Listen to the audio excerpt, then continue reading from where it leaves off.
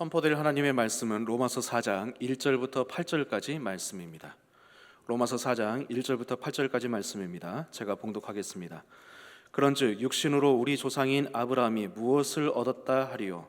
만일 아브라함이 행위로서 의롭다 하심을 받았으면 자랑할 것이 있으려니와 하나님 앞에서는 없느니라. 성경이 무엇을 말하느냐? 아브라함이 하나님을 믿음에 그것이 그에게 의로 여겨진 바 되었느니라.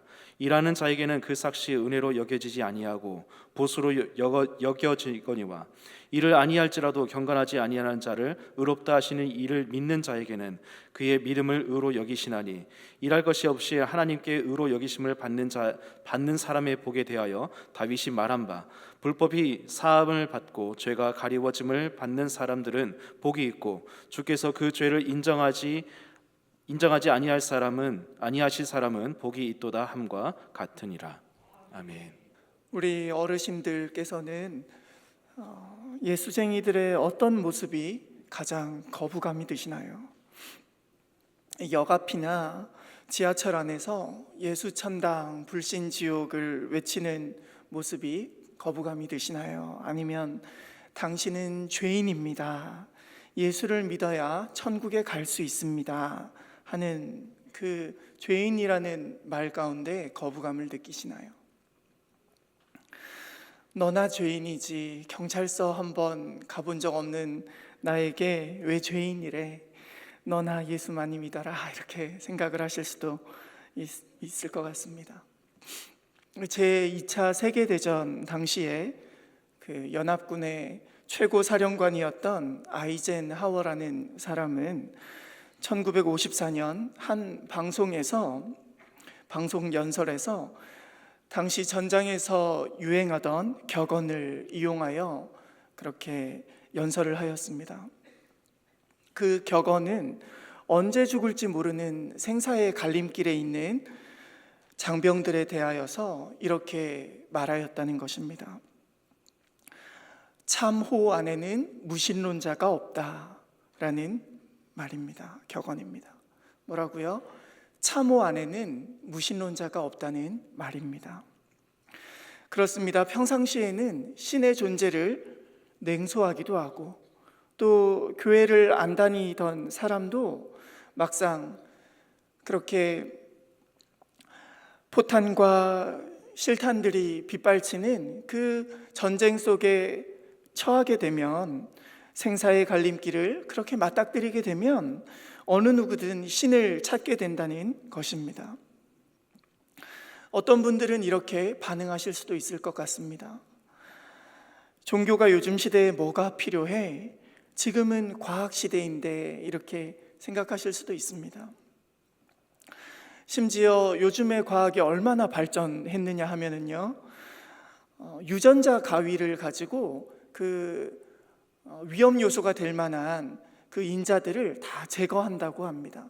사실 그게 유전자 윤리에 맞지 않기 때문에 어느 중국의 한 박사가 에이즈에 걸린 그 부모로부터 낳은 아이를 허락받지 않고 그 유전자 가위질로 위험 인자를 다 제거했다고 합니다.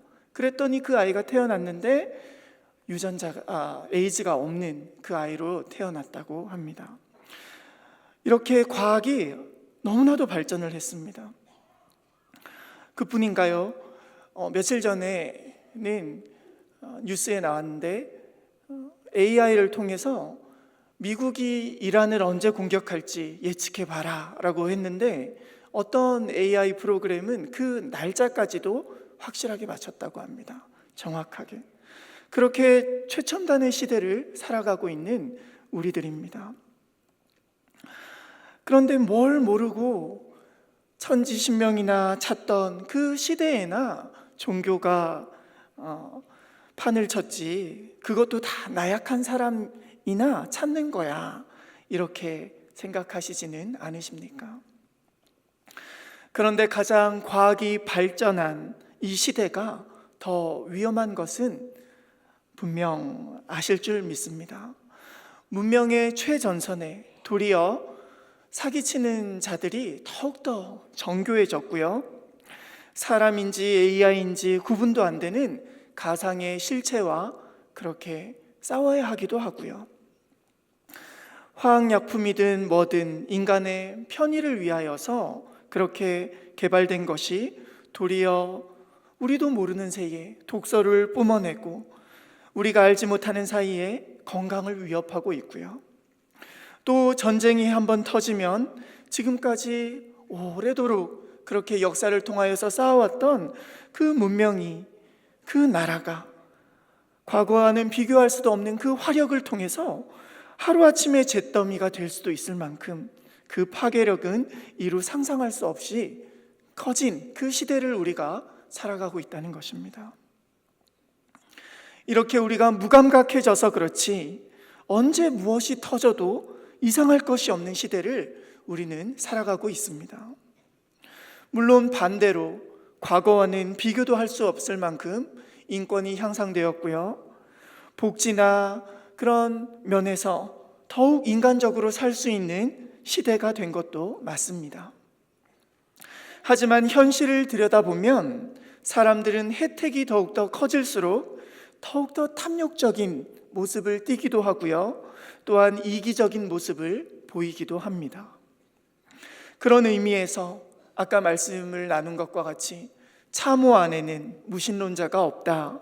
이 말이 우리 인생의 연약함과 존재의 허무함에 대해서 그렇게 그것을 깨달은 자만이 다른 어떤 말보다도 우리가 맞닥뜨린 이 죄악 가득한 현실, 즉 인간의 실존을 잘 드러내는 말이 아닐 수가 없다는 것입니다. 세상은 편리해지는 동시에 정교하게 악해지고 있습니다. 많은 것을 아는 것 같은데 동시에 많은 면에서 지금까지 통용되던 상식, 윤리에 대해서 우리가 무감각해지고 있는 것은 아닌지 우리를 돌아보아야 한다는 말씀입니다. 여기서 비로소 종교적인 문제가 비집고 들어오게 됩니다. 왜 그렇습니까? 사람은 스스로 자기를 바르게 만들 수 있는 능력이 없음을 그제서야 깨닫기 때문입니다. 그렇다면 종교라고 하여서 다 안심할 수가 있나요? 당연히 아닙니다. 가짜가 더 많습니다. 도리어 종교를 이용하여서 등치고 거덜나게 하는 마귀의 장난이 더욱 많다는 것입니다. 성경은 이르기를 예수님 외에 먼저 들어온 것은 다 도적이요 강도라고 그렇게 말씀합니다. 그 도적과 강도에게 잘못 문을 열었다가는 다 털릴 뿐만이 아니라 생명을 잃게 된다는 말씀입니다. 그런 의미에서 우리가 좀 좋은 책을 본다고 하여서 좀 좋은 격언을 듣는다고 하여서 우리의 삶이 뿌리부터 달라질 수는 없습니다. 우리가 지금껏 내뱉었던 그 말의 실수들, 그 결과로 파괴된 마음들과 깨어진 관계들을 돌이킬 수가 없습니다. 결국 우리가 가장 상처 주는 존재는 안타깝게도 가장 가까운 우리가 사랑하는 가족과 이웃이며 그들에게 뿌린 죄의 씨앗들이 그렇게 좀 좋은 말 들었다고 해서 좀 좋은 깨달음을 얻었다고 해서 이 세상 어떤 방법으로도 그 죄가 거두어지지 않는다는 진실입니다. 그렇습니다. 그냥 내 자신을 보면 그렇게 답이 안 나와서 대책이 없다는 것을 삶으로 깨닫게 되어서 이제는 그냥 내 인생이랑 이 답도 없는 나의 인생이랑 타협하고 그냥 그렇게 사는 것이지 인생 가운데 뾰족한 해결책이 보이지 않습니다. 그러나 우리가 두려워해야 할 진실은 잘 아시는 바와 같이 우리가 가진 것이 육체뿐만이 아니라는 것입니다. 우리 속에는 내 입에 들어오는 양식만으로는 살 수 없는 영혼이라고 하는 영원한 실존의 존재가 거하고 있습니다. 그러하기에 실로 눈에 보이지 않는 이 영적인 세계에서 우리는 늘 전쟁을 치르고 있다는 말씀입니다. 그런데 사탄은 적군이 되어서 우리를 교란시킵니다. 아무리 우리를 지으신 조물주께서 죄 가운데 죽을 수밖에 없는 우리가 너무나도 안타까우셔서 야, 너 거기서 나와야 한다. 죄 가운데서 탈출해야만 네가 살 수 있다.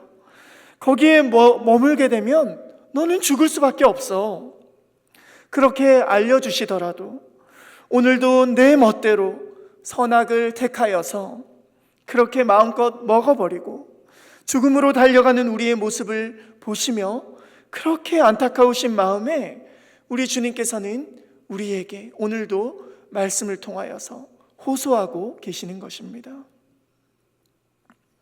그 안타까운 마음이 언제부터 우리에게 알려졌습니까? 창세로부터 그렇게 아담과 하와가 죄를 지었을 때로부터 우리 하나님께서는 죄를 지은 그 첫 지점부터 뱀을 저주하시며 여자의 후손을 약속하셨습니다.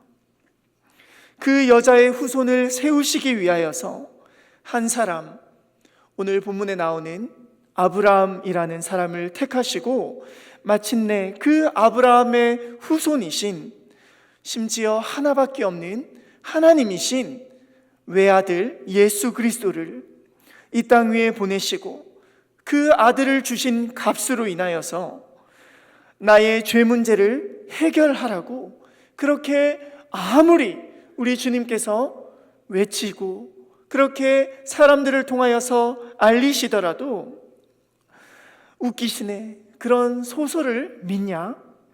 교회 다니는 것들이 더 악하더라. 그 시간에 잠이나 자는 게 좋지. 이렇게 그런 외부의 소식을 들으신다면, 그렇게 사탄이 마음 가운데 속삭일 때가 있으시다면 어느새 우리도 예수님의 비유에 나오는 그 부자의 탄식처럼 감당할 수 없는 날이 속히 임하게 된다는 말씀입니다. 그 부자의 부르짖음이 무엇이었다고 성경은 기록하고 있습니까?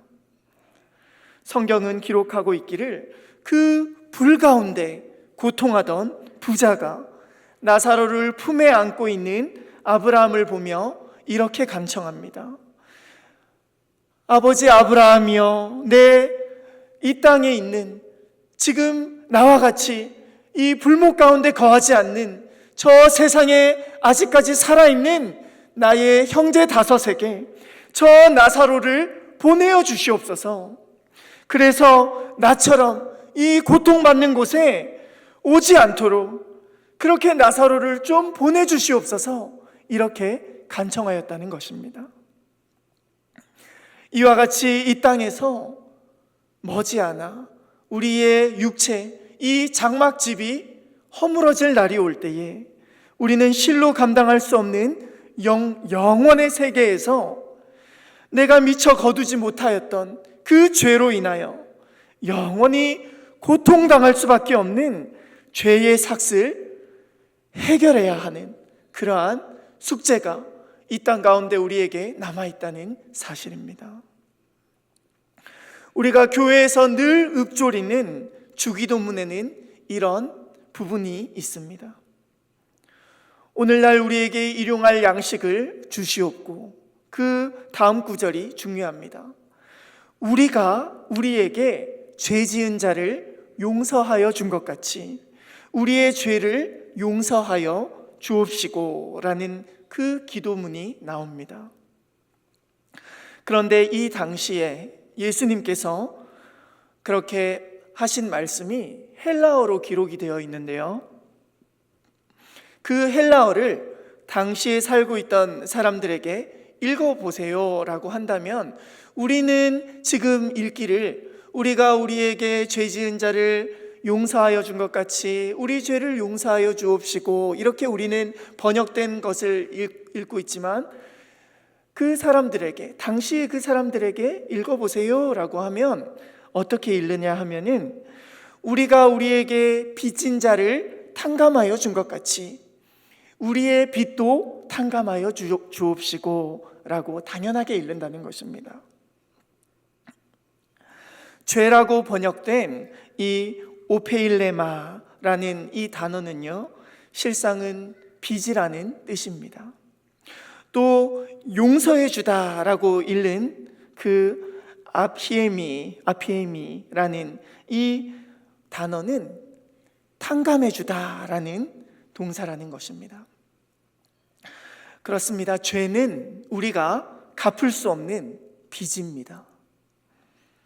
그 삭은, 그 죄의 값, 그 죄의 빚은 영원한 사망이라는 말씀입니다. 사망, 즉 죽음은 우리의 죄를 노리고 있습니다. 그 죄를 가지고 마치 체주가 빚진 자를 쥐어 흔들듯이 그렇게 그 사망은 죄를 노리고 주장합니다. 우리의 죄를 바라보며 주장한다는 것입니다. 사망아, 너의 쏘는 것이 어디 있느냐? 사망이 쏘는 것은 죄요, 죄의 권세. 그러니까 죄의 목을 붙잡고 체주처럼 흔드는 것은 율법, 즉 우리가 벗어날 수 없는, 우리가 잘 알고 있는 죄의 목록이라는 말씀입니다.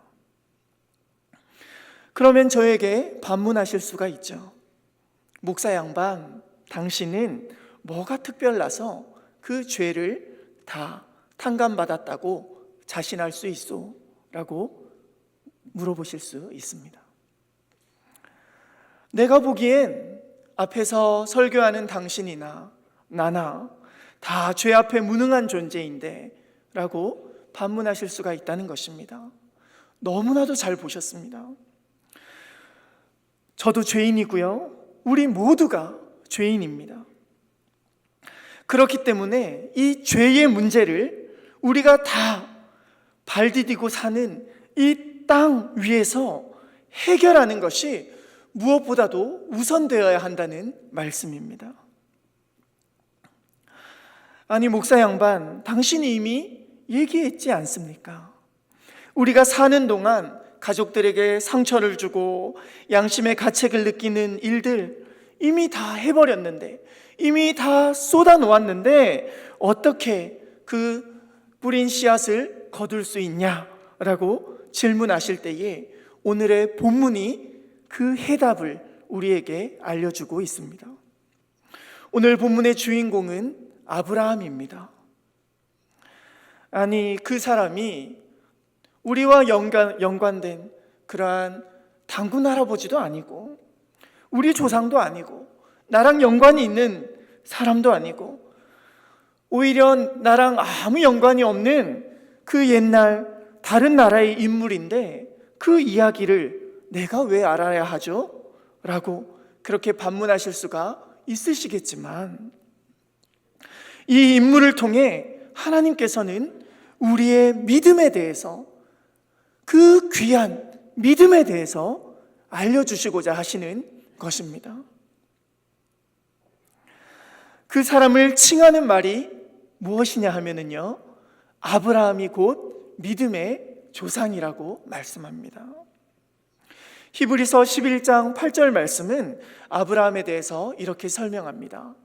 믿음으로 아브라함은 부르심을 받았을 때에 순종하여 장래의 유업으로 받을 땅에 나아갈새, 무엇이라고요? 미래의 유업으로 받을 땅에 나아가는데, 심지어 그때 상태가 어땠냐고 말씀하고 있냐면은 갈 바를 알지 못하고 나아갔다라고 말씀하고 있습니다. 그렇습니다. 하나님께서 아브라함아 너 떠나야 되겠다라고 말씀하실 때에 아브라함을 부르셔서 너 내가 가리키는 곳으로 떠나라 이렇게 명령하셨는데, 심지어 그때 그 상황이 어떠하였냐 하면은 그곳이 가야 할 곳이 어딘지도 모르고 그냥 하나님을 믿는 믿음만으로 짐을 쌌다라고 말씀하고 있습니다. 심지어 청년이어서 훌훌 혼자 출발할 수 있는 상황도 아니었고요.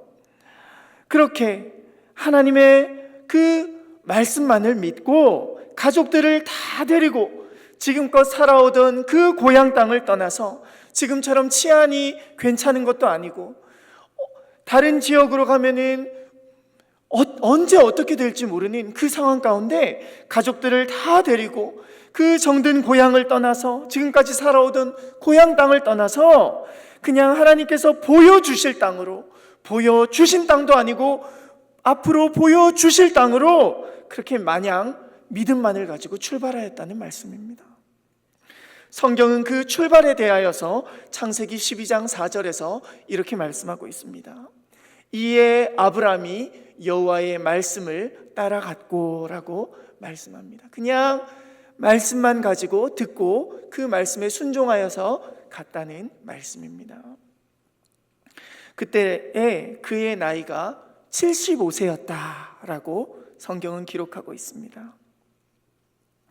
단지 한 가지, 하나님이 가라고 하신 말씀만 붙잡고, 그것도 젊은 부부도 아니고 우리 어르신들처럼 연세가 있는 그 75세의 아브라함이 이 말씀만을 믿고 출발하였다는 것입니다.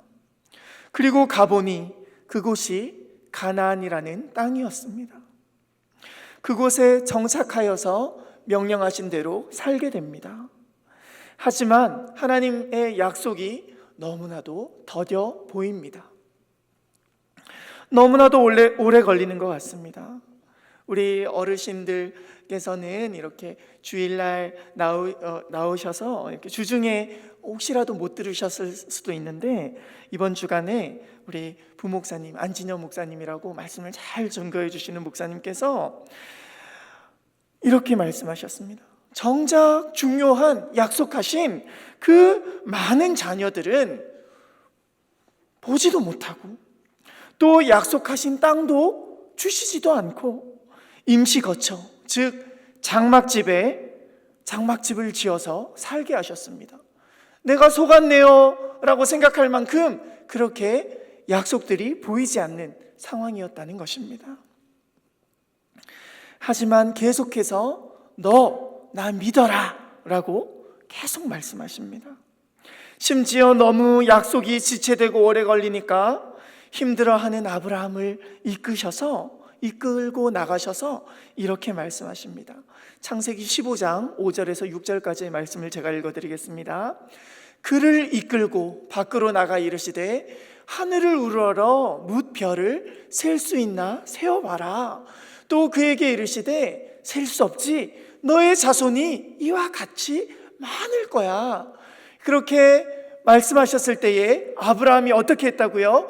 여호와를 믿으니 여호와께서 이를 그의 의로 여기셨다라고 창세기 15장 6절에서는 기록하고 있는 것입니다. 제가 한 번 더 읽어드리겠습니다. 창세기 15장 6절은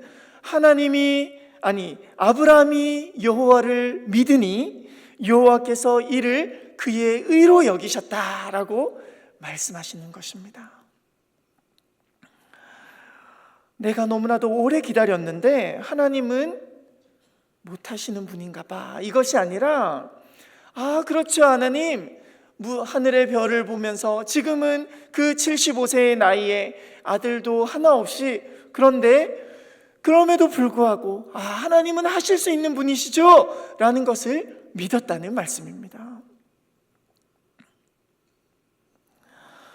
그렇게 그분을 믿었더니 믿음과 상관없는 것 같은 무엇을 주셨다고요? 의롭다고 하시는 그 칭호를 주셨다는 것입니다. 너는 의로운 자야 라고 하셨다는 것입니다. 너무나 뜬금없는 것 같습니다.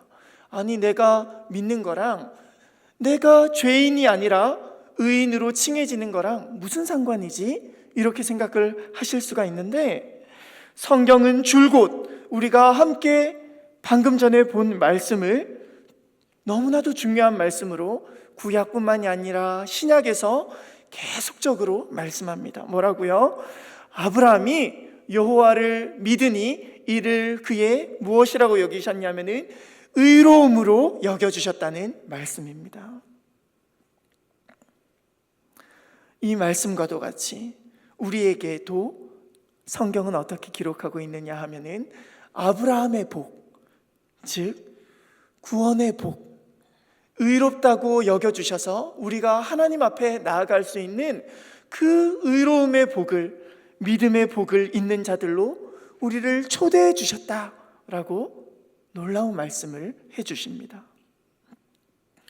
그 아브라함 또한 우리와 똑같이 실수가 많은 자였고요, 하나님을 때로는 잘 못 믿기도 하였고요, 그래서 약속의 땅을 떠나기도 하였고요, 의지가 약하여서 실수를 하기도 하였고요, 그렇게 우리와 동일하게 죄 가운데 있는 자였으나 하나님께서는 단지 하나를 눈여겨보셨다는 것입니다.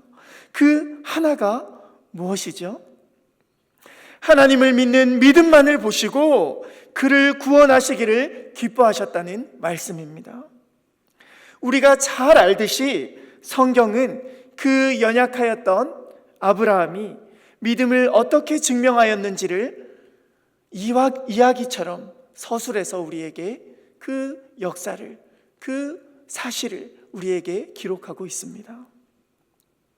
그 일화가 바로 100세에 낳은 아들, 약속의 아들, 기다리고 기다리다가 마침내 하나님께서 주신 그 귀한 아들을 어느 날 뜬금없이 그 성인이 된 그 아들을, 아브라함아, 너 그 아들 이삭을 번제로 태워서 나에게 바치라 라는 말도 안 되는 명령을 아브라함에게 주셨다는 것입니다.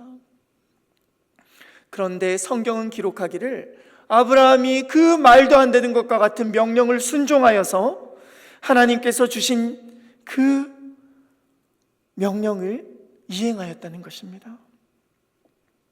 그렇게 그 명령을 순종하였을 때에 하나님께서 주신 약속을 통하여서 우리에게도 확증하여 주시는 그 놀라운 진리가 있습니다. 그 이야기를 제가 저와 함께 보도록 하겠습니다. 하나님의 명령대로 아브라함은 3일 길을 떠나서 말씀하신 곳에 이르렀습니다. 그리고 마침내 이삭을 죽이려는 그 아브라함을 하나님께서 다급하게 막으십니다. 그리고 그에게 일러주신 대책이 있습니다. 제가 읽어드리겠습니다. 창세기 22장 13절에서 14절까지의 말씀입니다. 아브라함이 눈을 들어 살펴본즉 번제를 드리려고 하는데, 그 아들을 잡아서, 이삭을 잡아서 번제를 드리려고 하는데 한 순양이 뒤에 있는데 뿔이 수풀에 걸려 있는지라 아브라함이 가서 그 순양을 가져다가 아들을 대신하여 번제로 드렸더라. 아브라함이 그 땅 이름을 여호와 이레라 하였으므로 오늘날까지 사람들이 이르기를 여호와의 산에서 준비됐더라 되리라 하더라 라고 기록합니다. 하나님께서는 미리 준비하신 그 이삭을 대신할 제물을 하나님의 산에서 준비하셨다는 말씀입니다. 여호와 이레로 준비하셨다는 말씀입니다. 이 아브라함의 믿음을 시험한 사건에 대해 히브리서는 이렇게 기록하고 있습니다. 히브리서 11장 17절에서 19절까지의 말씀입니다. 아브라함은 시험을 받을 때에 믿음으로 이삭을 드렸으니 그는 약속들을 받은 자로되 그 외아들을 드렸느니라. 그에게 이미 말씀하시기를 이 아들이 아니면 안 되거든요. 내 자손이라 칭할 자는 이삭으로 말미암으리라 하셨으니, 그가 하나님이 능히 이삭을, 아브라함이 뭐라고요? 하나님은 능히 이삭을 내가 지금 죽이더라도 죽은 자 가운데서 달리 다시 살리실 거야 라고 믿었다는 것입니다. 비유컨대 그를, 이삭은 죽은 자 가운데서 도로 받은 것이다 라고 성경은 놀라운 사실을 기록하고 있는 것입니다. 아멘이십니까? 이 목사가 갑자기 왜 이렇게 오버를 할까라고 생각을 하실 수도 있지만, 이 약속의 아들 이삭을 아브라함이 처음 고향을 버리고 떠날 때 하나님의 말씀 하나만 가지고 그렇게 출발하였던 것처럼, 또다시 이 약속의 아들을 죽음 가운데로 번제로 내어드리며 하나님이 다시 살리실 것을 믿는, 단지 하나님만을 믿는 이 믿음을 통하여서 그 이삭을 죽은 자 가운데서 도로 돌려받게 하셨다는 것입니다. 그 안에 가장 귀한 것이, 귀중한 것이 무엇이라고요? 믿음이라는 말씀입니다. 그러면서 하나님께서는 약속하십니다. 창세기 22장 18절 말씀입니다. 또 너의 씨로 말미암아 천하 만민이 복을 받으리니 이는 네가 나의 말을 준행하였음이라 하셨다 하니라 라고 말씀합니다. 너가 나의 말을 준행하여서 너의 하나밖에 없는 약속의 아들 독자 이삭을 나에게 바쳤지. 그렇기 때문에 너의 씨로 말미암아 천하 만민이 복을 받을 거야 라고 말씀하실 때, 이 씨는 이삭이 아니고요, 이 씨는 복수로 쓰여진 것도 아니고요, 이 씨는 단수로 쓰여졌습니다. 한 사람을 가리키는 것입니다. 그렇다면 이 한 사람에 대해서 신약에서는 누군지 알려주고 있습니다. 갈라디아서 3장 16절 말씀을 제가 읽어드리겠습니다.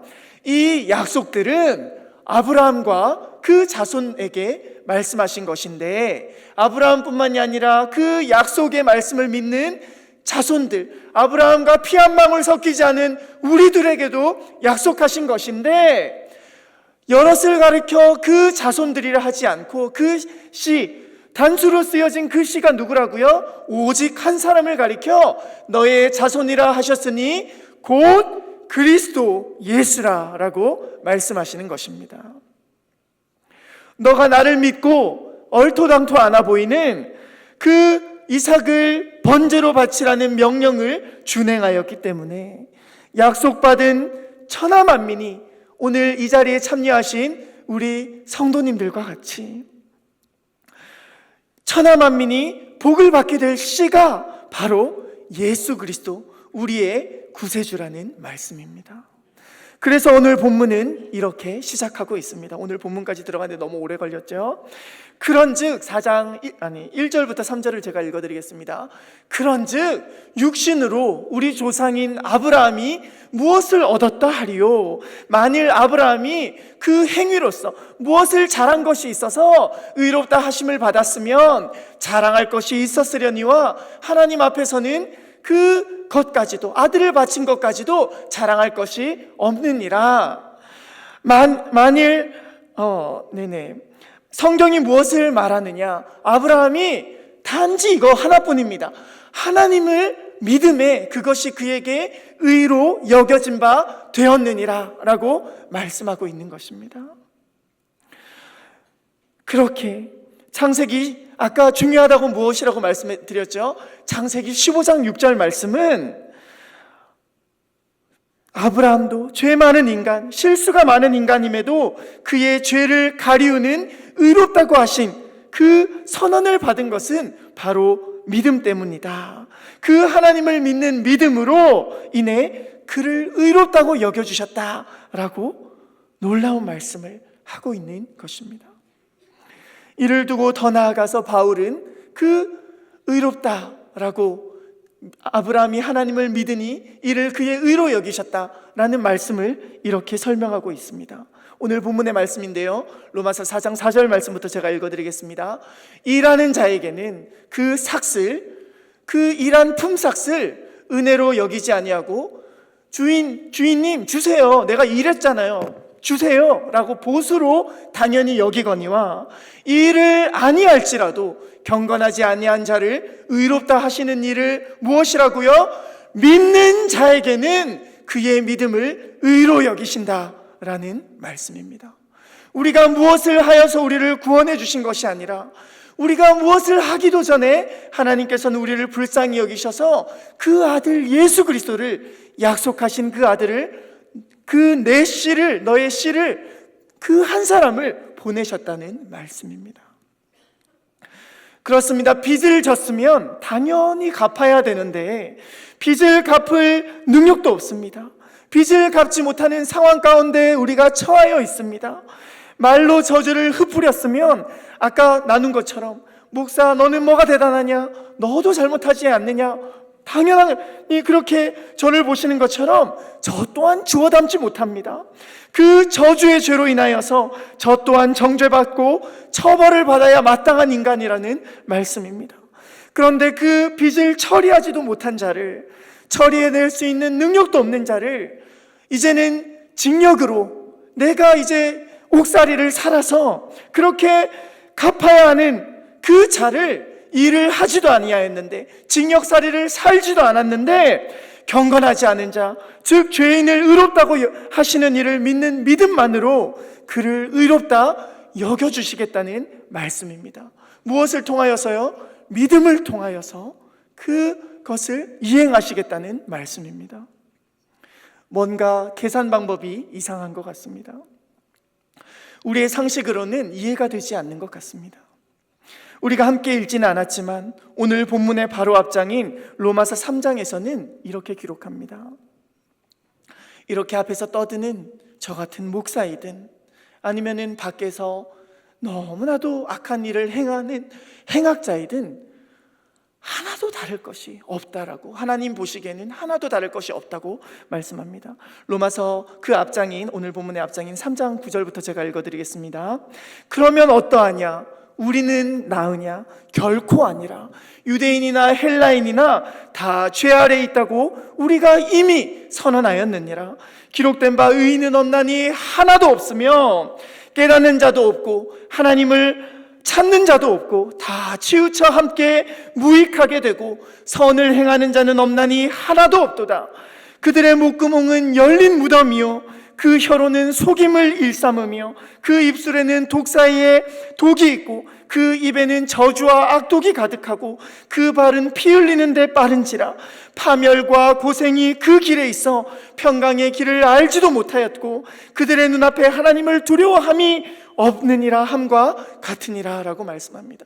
우리 앞에 놓여진 길은 저주의 길, 죽음의 길, 우리의 죄를 갚지 못하고 반드시 지옥 가운데서 갚아야 하는 영원한 불못이 우리 앞에 놓여져 있는 현실이라는 말씀입니다. 그렇게 우리는 저를 포함해서 모두가 죄 앞에 무능한 자들입니다. 하지만 소망이 있습니다. 로마서 3장 21절은 이렇게 기록합니다. 이제는 율법 외에 하나님의 한 의가 나타났으니 율법과 선지자들에게 증거를 받은 것이라. 곧 예수 그리스도를 믿는 믿음으로 말미암아 모든 믿는 자에게 미치는 하나님의 의니 차별이 없느니라 라고 말씀합니다. 모든 사람이 죄를 범하였음에 하나님의 영광에 이르지 못하더니 그리스도 예수 안에 있는 속량이 무엇이죠? 죄를 갚아주는 것입니다. 죄값 값을 치르는 것입니다. 그 예수 안에 있는 속량으로 말미암아 하나님의 은혜로 값없이 의롭다 하심을 얻은 자 되었느니라 라고 우리 성도님들에 대해서 말씀하고 있다는 것입니다. 저같이 겉으로만 허울 좋은 척하는 이러한 죄인이나 외식하는 죄인이나 밖에서 탄식하며 오늘도 죄의 수렁에서 빠져나오지 못하는 그 죄인이나 차별하시지 않고 예수 그리스도를 믿는 믿음으로 인하여서 얻게 되는 하나님의 의가 바로 복음이라고 설명하고 있는 것입니다. 그 은혜에 대해서 오늘 본문 함께 읽지는 않았지만 로마서 4장 오늘 함께 읽은 마지막 구절은 이렇게 기록하고 있습니다. 로마서 4장 6절에서 8절을 제가 읽어드리겠습니다. 일한 것이 없이 하나님께서 의로 여기심을 받는 사람의 복에 대해서 다윗의 말한 바 불법이 사함을 받고 죄가 가리워짐을 받는 사람들은 복이 있고 주께서 그 죄를 인정하지 아니하실 사람은 복이 있다 함과 같으니라. 아멘. 제가 기도하도록 하겠습니다. 아버지 하나님, 앞에서 떠드는 저도 뭐 하나 한 것이 없는 것을 잘 알고 계십니다. 그냥 하나님께서 다 이루신 것을 믿음으로 받기만 하면 되는 것을 우리가 깨닫게 하여 주시옵소서. 그 값이 너무나도 크기에 오늘도 우리는 착각하여서 내가 교회 다니면서 뭐 하나 좀 더 착한 일을 하면 천국 갈 수 있겠지라고 그렇게 생각을 하기도 합니다. 하나님, 그러한 우리의 무지함을 용서하여 주시옵소서. 아브라함의 눈에 보이지도 않는 그 아들을 약속하신 그 약속을 믿는 믿음을 의로 여기셨던 것처럼 우리가 갚지 못하는 죄들, 그 빚을 친히 육체로 감당하신 그 우리 주님을 믿는 믿음 안으로 의롭다 여기시고 그 죄를 인정하지 않으실 분이 오로지 한 분 하나님이시라는 그 은혜에 감사드리는 우리가 되게 하여 주시옵소서. 오늘도 함께 예배를 드리며 우리가 진 빚, 날 때부터 부모님께 졌고 세상에 졌고 자연에 졌고 그렇게 이웃에게 진 빚이며 가장 사랑하는 가족에게 진 이 죄의 빚을 처리할 능력이 여전히 없는 죄덩어리들이라는 것을 깨닫게 하여 주시옵시고, 이 죄의 삭스로 우리가 처리해야 할 영원한 불못 가운데에 우리 주님께서 미리 처하셨음을 우리가 깨달아 알므로 그 갚을 수 없는 영원한 은혜를 감사하게 하여 주시옵소서. 다만 우리가 이 말씀 또한 착각하여서 내가 믿어줄 테니 나를 용서하시오, 그런 배은망덕한 태도로 내가 하나님은 한 분이신 줄 믿느냐, 잘 아는도다 귀신도 믿고 떠느니라, 그런 귀신의 믿음을 가지지 않게 하여 주시옵시고, 다만 이 복음의 소식을 통해 오늘도 죄의 사슬로부터 빠져나올 수 없는 우리가 이미 우리 주님께서 처리해 주신 그 은혜의 복음을 통하여서 이제는 우리가 갚을 길이 없는 그 은혜 가운데 나온 자들이라는 것을 늘 감사하며 우리에게 빚진 자를 탕감하여 주는 용서의 아들들로 주 앞에 나아가게 하여 주시옵소서. 감사를 드리며 존귀하신 예수 그리스도의 이름으로 기도드리옵나이다. 아멘.